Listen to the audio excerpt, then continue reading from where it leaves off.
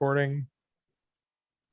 All right, so welcome back to Storming the Vault, episode 2, Breaking the Barrier, getting into cEDH. So it's myself, Richard, and then we have Jacob, and new with us is Jason. Jason, you want to take a second to say hello? Yeah, hi, I'm Jason. I've been playing Magic since the mid-90s, and I took a very long hiatus up until about 6 or 7 years ago. And at that point, I jumped into EDH just completely. I haven't played any other formats really since, but I take it pretty seriously, and I do pay a lot of attention to it. So something that really interests me. All right, sweet. And then Jacob and I went through our history with Magic on our previous one. So just a reminder, I've been playing about that long as well. Jacob's a little bit newer. Yeah, only like 2 years. Right. And then at first glance, cEDH specifically is expensive. Like full stop. There's just going and looking at some of the deck lists on the deck list database. Some people see $3,000, $5,000, $12,000, $20,000, and they get a little put off to it. So can I chime in right there?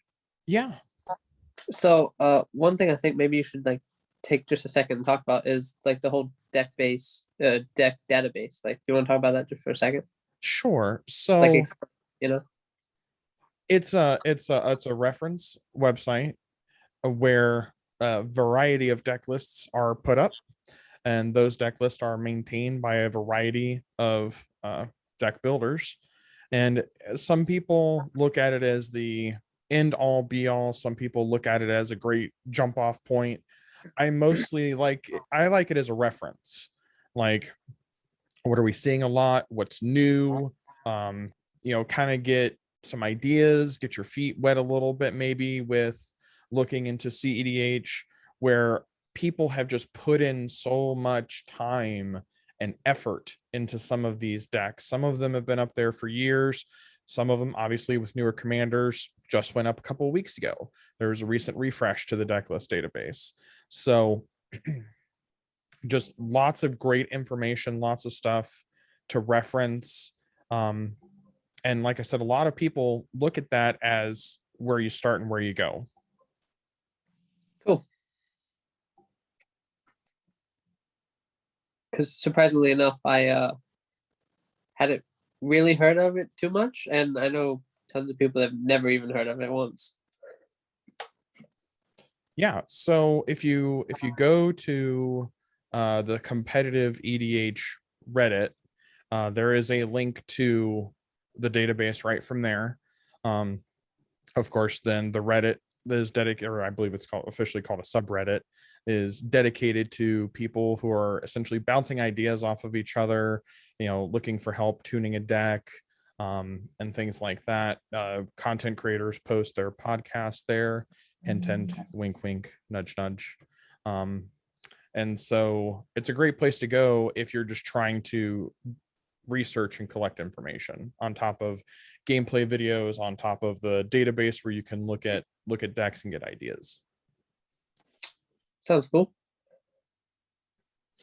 So bearing that in mind, it's easy to look at that, and like I said, those decks have been tailored for a while. Like, a lot of people play them, a lot of people have put work and effort into the deck.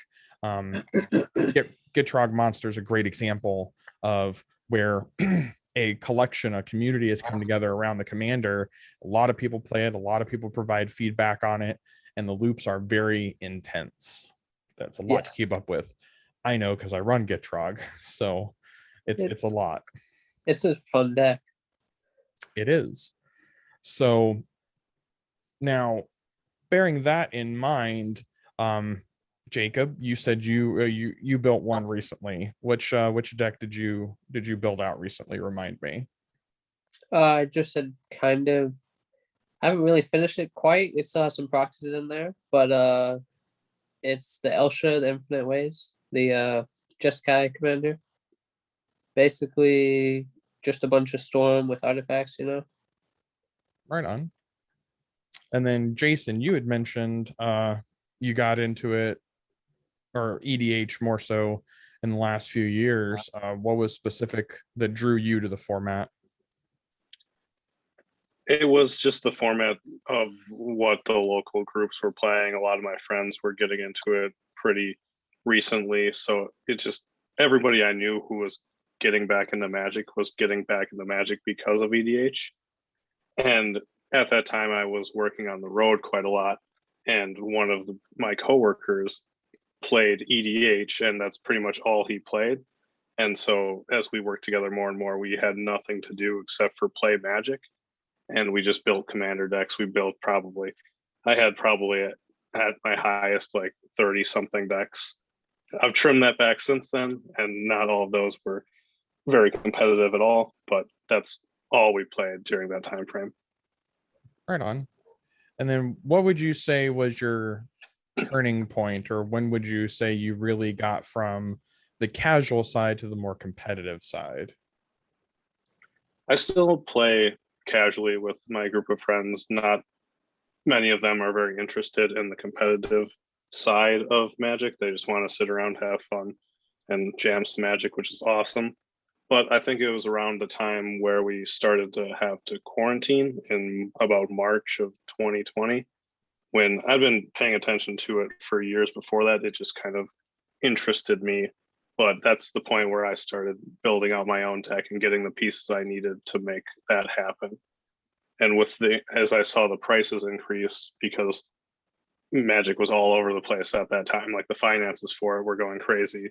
So I just decided then and there that I wanted to make a competitive deck. I had to do it then, or else it might have gotten out of my reach. I'm 100% pro proxy, but I wanted to own those cards for a specific deck at least. I think Jacob, you wanted to chime in with the finance piece there. Yeah, I was just saying that whole last year was real nice as a dealer for all the card prices going up if you owned any cards. Yeah, I think I was in the process of putting together Timna and Crom Opus Thief, and of course one of the cruxes of the deck being Wheel of Fortune. I picked mine up before it was 200. And didn't you buy it from me? No, sadly not. I went retail. You bought something like that from me, didn't you? That was when I picked up. It was a little bit later after that. I picked up Transmute Artifact and Power Art. Yeah, Transmute Artifact or Power Artifact from you. That's what. What is Wheel of Fortune up to now? It's actually 400 and something, I think. No, it's actually gotten cheap now.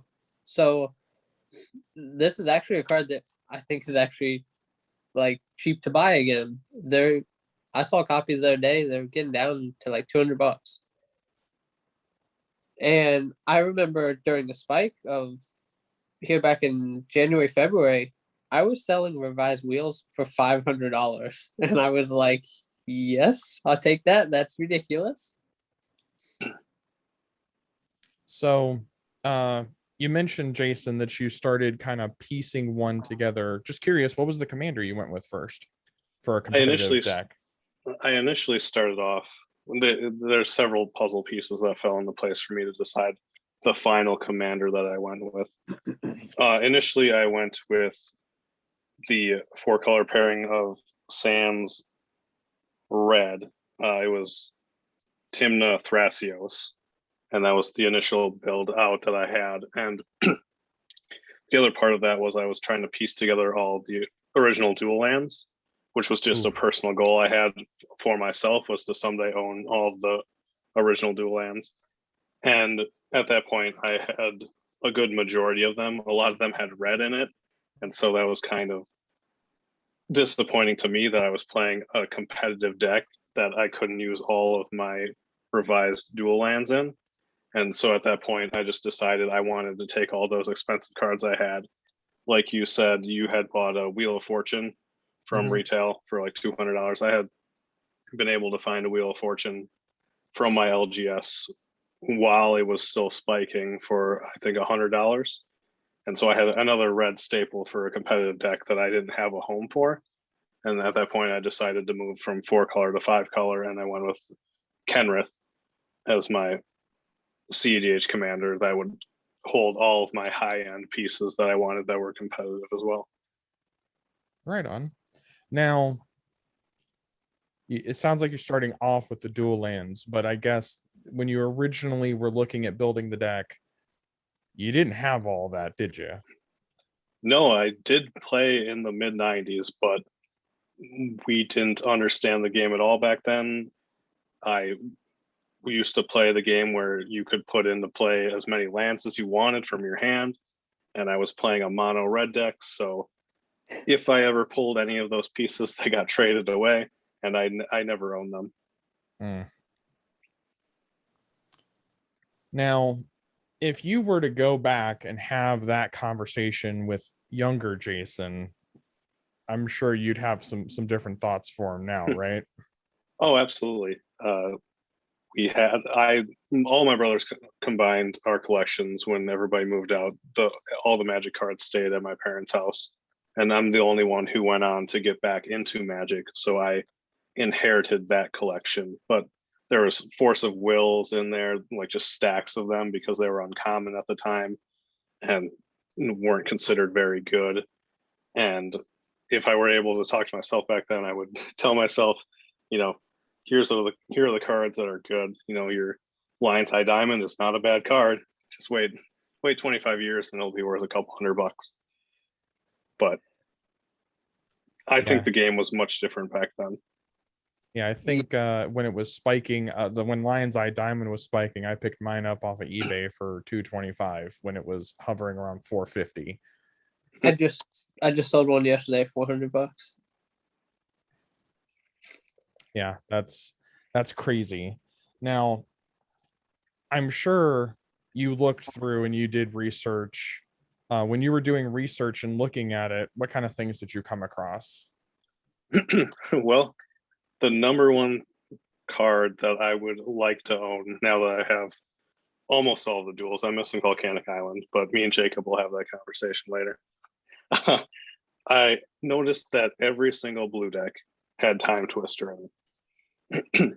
And at that time, when I was considering getting in the competitive EDH, I was like, that is the single card I would like to get. And back then, it was only like $2,000 or $3,000. And I say only $2,000 or $3,000 because it is astronomically higher than that now. Yeah, I mean, what are they, $4 or $5 grand now? TCG list them at 9. Okay, yep, but I mean, low on TCG right now is 7,500. Yeah, okay. I think that price is just ridiculous. It is the only Power 9 playable in EDH. Oh, I agree that it should be worth way more than the others, but like, I don't know. I mean, I feel like it was just yesterday that you could buy them for, $2 or $3 grand, and it's like, why is it worth 2.5 times more than that when we're talking thousands of dollars card? Like, who has money to buy that? Yeah, I think it's because of people like me who, when they're looking at a blue deck, it's changed now with the different loops and different win conditions that have been introduced over the past couple of years, that you don't necessarily need Time Twister.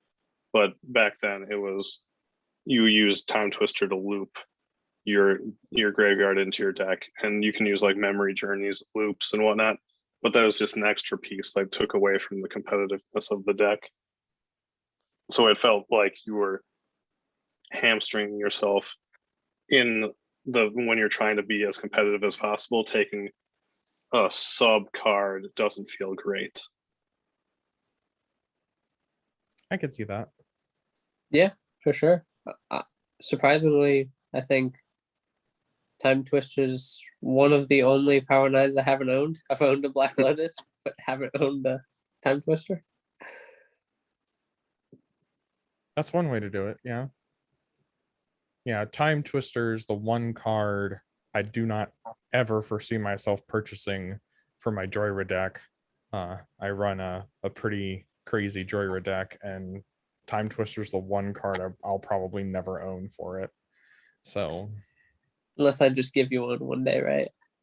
you got to win the lottery, or I do, one of the two, because I don't think I'll have the money or be able to afford it otherwise. Yeah. So, but one thing that kind of circle back to the deck list database for a second, those are idealized budgetless versions. We're talking about Time Twister, and that's what's making me think about circling back to that item, is because those decks have been hammered on. Like I said, they've been tempered, you could say, to combat just about any meta that they get introduced to. I see it commonly mentioned that you want to play to a blind meta when you don't know what's going on. So now, bearing that in mind, though, not everybody can afford to just jump in head first like that. So I'll ask you, Jacob, if you were going to recommend somebody to start somewhere, where would you point them to? Like, what information would you give them? Honestly, at least this is like what I tell, like, if I have a new player that'll come to me and they're looking to buy cards and stuff like that, looking to build a new deck, my honest opinion is just basically start small and start building a budget deck, and slowly, week after week, you want to put, $20, $50, whatever of your paycheck into a deck. Slowly just kind of buy the cards, and after like a year, you kind of have that deck that's where you want it to be. And same question. Oh, go ahead. Sorry. I was just gonna say that's basically what I did when I first started playing. Like, my first deck, it was absolute trash. Like, I look back at it now and I'm like, wait, I actually thought that was playing Magic, or I thought that was good. And same question for you, Jason. What would you tell someone looking to start into cEDH? Oh, that's a long conversation. There is so much content available. You'd mentioned Reddit earlier, and how content creators put out all of these videos. There's dozens of just super good content creators currently that just play game after game after game, and they're super good at explaining what happens in the game. So if you watch what they play, you can get an idea of your play style in conjunction with theirs, and you can kind of understand what decks might be suited for you. And there's also the deck list database that we talked about earlier. If you just look through that entire database, you can find the colors that you like, the commanders that you like, and then just search through the deck lists and understand why cards are there. Almost all of those deck lists have primers with them that you can read through to understand what the deck is supposed to be doing. And once you figure out what you want to play, you've got several options.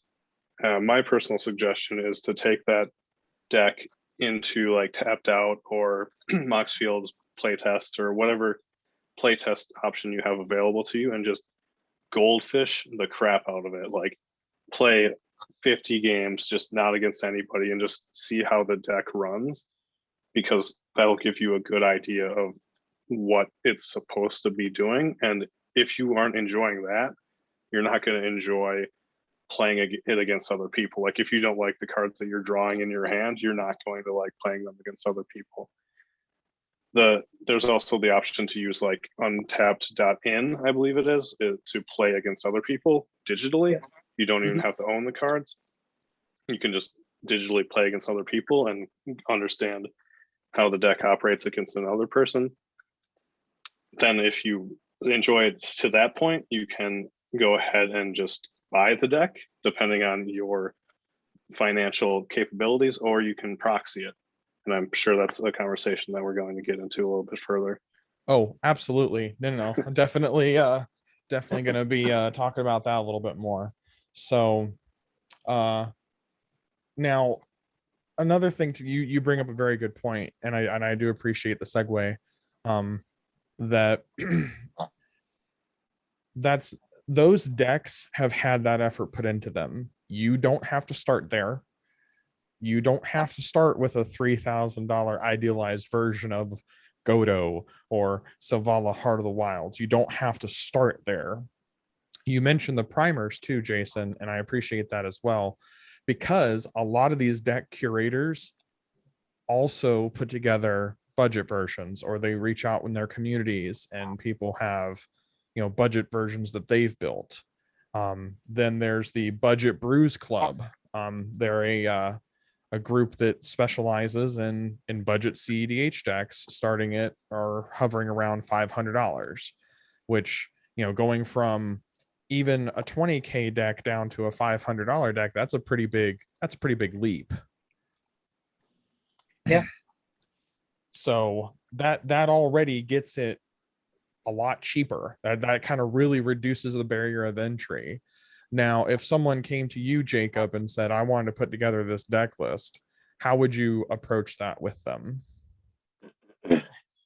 So I've had many people do that, and my general thing is I basically say, if we're going to talk about like expensive cards, like say any reserve list cards in your list or any cards over like $50, stuff like that, like I personally would be shopping around trying to find deals on them, or if I have them myself, something like that, try to get it at like 20% under market value, stuff like that. That's like what I'd try to do. And then basically any of the cheap stuff, well, cheap, under $50, not to say that that's cheap, but starting to get cheaper, I would either buy it from TCG Player, or I check my LGS, or I try to trade from it from my friends, stuff like that. And then when we get all the way down to like, the penny cards or the couple dollar cards, stuff like that, the easiest thing is literally just buy the last 30 cards, whatever like that, from TCG Player or Card Kingdom, whatever, because at the end of the day, the couple dollars you're going to save by shopping around on those, last $30 cards is not worth your time, because it just takes forever and you're never going to find them all. You're never going to have the time to save that whole dollar. But if we're talking, a $200 card, you can save $30 on it. Like that adds up quick. That's your last $30 worth of cards right there. Exactly. And then there is some debate that at $500 it's not a true cEDH deck, and that's something I'd like to comment on. That I think that's just a lie. I mean, well, right, and that's kind of where I'm coming from, because now some decks, I will say not all, some of the decks can definitely operate efficiently under the $500 mark. I started with a $250 version of Gitrock Monster. I maintain the $100 budget version of Joyra. Doesn't use any of the same lines as the budget list deck, but it's still very effective. So Jason, I'm assuming you've built other cEDH decks besides Kinrith, am I right? Yep. Where did you start with one that wasn't Kinrith? Did you look at the budgets, or? Yeah, you'd mentioned a couple good resources like the Budget Brews, and just a lot of the content creators do have their own budget versions of each deck. They'll, maybe even lower than $500. There was one deck, I don't remember the commander, but they had a true budget list version that was like $20,000, and then they dropped that down to $1,500, and then $500, then $200, and all the way down to like $50. They were able to knock out that much of it and still keep it competitive. And a deck can still be competitive in a budget version. I think the competitive gameplay comes from both the deck being tailored to function at a very high level, along with a competitive mindset, where you're not necessarily like spiting somebody just because they made a play against you. You're not going to make a suboptimal choice because of emotion. You're trying to win the game. So that brings up an interesting point: mindset. So competitive doesn't just mean the deck itself, because if you're I'm sorry to say this, and some people might not like it. If you're not that great of a pilot to begin with, well, you might have a bad time. Like, not saying that that's something that you can't work on or something that cannot, you cannot grow into.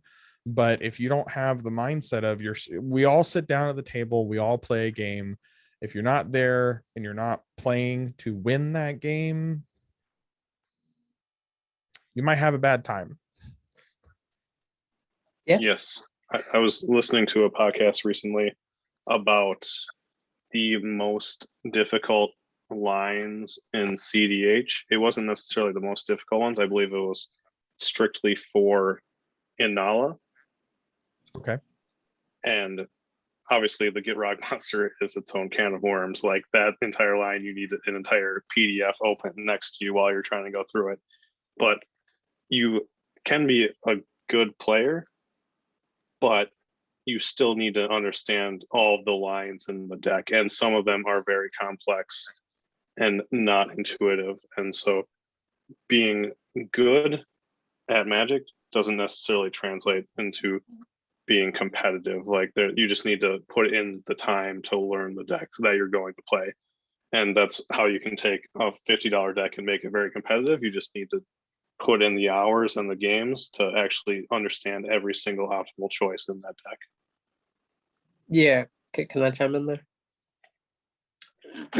One thing I'd say is that basically what you're saying right there, you can hand a super experienced player a like total crazy super cheap cEDH deck, and they could have no clue what to do with it because it doesn't run any card that they're familiar with, and it wins a total different way. And like myself included, I generally prefer to play expensive cards just because I like to flex. But I've played cheap decks, and like I'll borrow a buddy's deck and I go playing it, and I'm like, what is this deck full of? And he's like, oh, it'll win, I promise you. And I'm like, you sure? And he's like, yeah, you just got to know how it plays. And it's like one simple thing that I like to do basically before I play is just sit down and flip through the deck. Like, you can get a deck that's new to you, and once you flip through and read it a couple times, you pretty much get the hang of it. And especially if you're familiar with, card interactions and combo lines in general, stuff like that, it's not too hard to figure out. Right on. So now, of course, we've talked about budgetizing. We've talked about, the options that people have. And then, of course, we talked about it a little bit earlier, but the one that a lot of people don't always think of at the top of your mind because there's always such a stigma around it is proxying a whole deck. Now, some people are going to probably want to click off the podcast. I encourage you not to do it. But hear me out for a second. If anybody listening, is contemplating cEDH and they're trying to find where to start, you're probably willing to go out to your LGS, go out to Walmart or Target. Yes, I will invoke the big box stores. And you're probably willing to purchase a pre-constructed 100 card EDH deck. Now, are those optimized? For what they do, sure. But are they competitive? Most often not. For that same 45 cost, give or take a little bit, shipping and handling being a thing, you can go proxy an entire cEDH deck, 100 cards, proxy the whole thing, buy it printed in cardstock. I do not recommend using, I like my proxies, just my little tidbit here, I like my proxies to look fake intentionally. I don't like my cards to look like real cards. Because I don't want anyone getting confused. I also then don't try and sell them, obviously. But there you can go all the way down to, I think it's deckstats.net, lets you put in the deck. You can do black and white print off so that at least it's easy to read. If you don't care about art, you're just trying to figure out how the deck runs, how it works. and then you can put it over top of cards and sleeves and shuffle it up and see how it does, even if you're just testing it yourself or testing it with your friends, or trying to see if you even like the deck. That's kind of the big thing that I think a lot of people get lost on. Exactly what you were talking about earlier, Jason. Go and Goldfish, go and try it, see how it does. But the other thing too is if you sit down with somebody with a fully proxy deck, tell them that. Please don't just I don't recommend this for anybody. Please don't just go and say, hey, I'm gonna play Godo. Well, that's great, but you don't own Godo. You don't own any of the cards. Tell someone you're testing it. Do like Jacob said, because if you like it enough, you can then start buying the cards, start filling it in, and slowly work towards building the deck. The best example I have is when I built Joyra. I built Joyra when Joyra was spoiled for Dominaria. What was that? 2016? I want to say 2017. 2018. Okay, so we're coming up on 4 years with Joyra. Only in the last 4 or 5 months have I, I'm still technically building her. I'm still building her out, but only in the last few months has she been, my 100% true to paper deck. My version is about 7,000 because I don't have Time Twister. Otherwise, it would be that much more. But it'll take time. It's definitely not going to happen overnight, and that's definitely not what I think any one of us is trying to get at. It's not going to happen tomorrow, unless of course you win the lottery. Yeah, I mean, if you happen to have 10 grand sitting around, you can build a nuts deck overnight. Yeah, so that's kind of the big thing that I think is the main message. Before you go spending thousands of dollars on a cEDH deck, try it.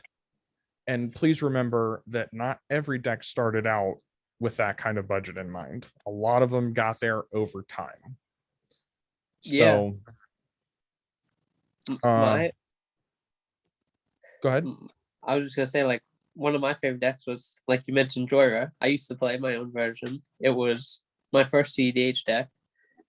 I built it, played it for probably 5-6 months, something like that, as like a $200 or $300 deck, and I had a blast with it. I was like, this is so cool. I was, drawing cards, countering people, like, it was just cool. And then I was like, well, I'm kind of missing out on like all these cool artifacts that cost like $100 a piece. Like, maybe I should start throwing some of those in there. And so it's kind of like every other week I was like, anybody got any of these artifacts? I was shopping around trade binders, trying to trade my way into making my deck better, and it kind of took weeks and weeks, but after 2 or 3 months of trading with people and trying to find some deals on some cards, I turned that like $200 or $300 card deck into about $1,000, I'd say, and it ran super smooth. I consistently won on like turn 4 or 5, and it was pretty bling. I think it was about 70% foiled out too, so that was one reason it was a little expensive. But I had a blast with it, and it gave me a lot of foils, and it was like about $1,000. So like that right there, if you're a person that loves foils, you can build a foiled out deck pretty cheap, honestly. And don't worry, we have a whole video about foils and some thoughts on that. Just don't buy a foil Grim Monolith for the deck and you'll be okay.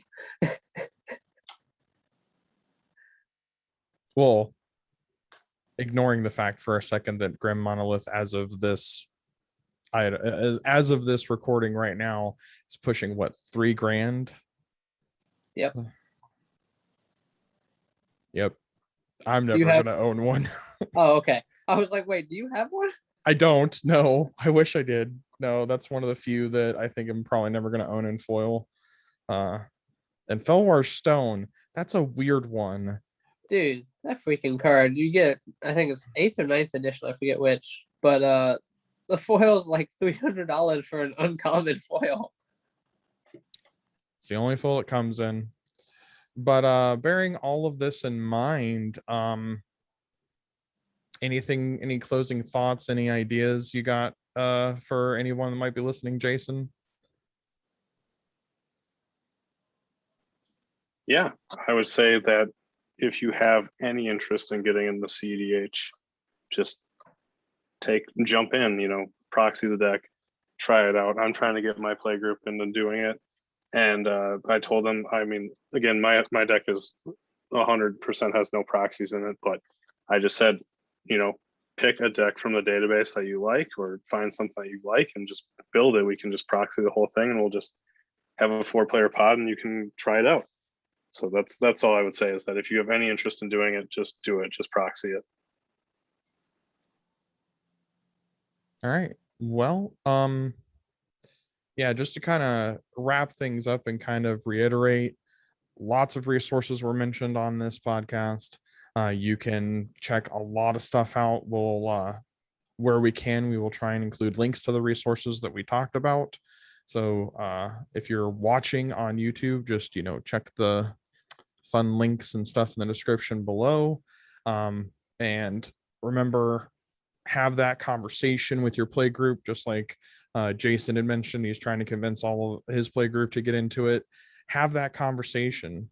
And if you feel that it's kind of tough, or you don't think that your group's quite ready for it, then if you have that outlet, there are plenty of places online, plenty of discords that you can join. The subreddit has a lot of posts about this, so please don't think that you can't enjoy what you want to play and do what you want to do. A lot of online circles that I've seen and participated in are very proxy friendly, so that's why I say just make sure you're being honest about it up front. Very rarely do people care. More so, they want to play a new person. They want to see, how are you going to react? Like, I'll be honest, hopefully in a couple of weeks, we're going to record our gameplay video where I'll actually get to play with Jacob for the first time and get to play against a new person, get to try new stuff out. So we'll see if Jason's interested, he can come back for the gameplay video. And just try it out, have fun, don't be afraid to proxy. And that's pretty much all I got, guys. Any last thoughts? Last thing I got is, for one, that game that we play, I'm gonna beat you. And oh, strong words. Strong words. Well, we're just gonna play casually, right? You go ahead and bring a knife to a gunfight. We'll see who wins. No, all seriousness, I'm definitely thrilled to play some games in the future. And basically, to anyone that wants to build those decks, just like Jason had said, basically just do it. That's the biggest thing, because if you're just going to proxy out a deck, it doesn't take any time. You can just look it up. I mean, you can literally spend like an hour, find a deck you enjoy, get it printed up, sleeve it, go play it, and you find out you love it. Then, like I said, just slowly start piecing it together. And, whether it takes you 1 week or 1 year, you're going to have a deck that you love to play, and it's not going to go anywhere. Once you have it, you can sit there and play it forever. Like, that's just how it is. Oh, and then the last thing, being our first official episode after our introductions, questions. If anybody has any questions, Jacob, what's the best way to get questions to us? I'd say if you're watching this on YouTube, just basically drop a comment below. That's super easy. And then we'll have like links to social media, stuff like that. You can directly send us a message. We definitely encourage any kind of reach out. You want to maybe be on an episode one day, just talk to us. You want to share your thoughts and ideas, we are right here to listen, that's for sure. All right. And thank you, Jason, so much for your time this evening and talking with us. It was great conversation, sir. Yeah, that was awesome. Thanks for having me. All righty. Thank you so much, y'all. Have a good one. You too.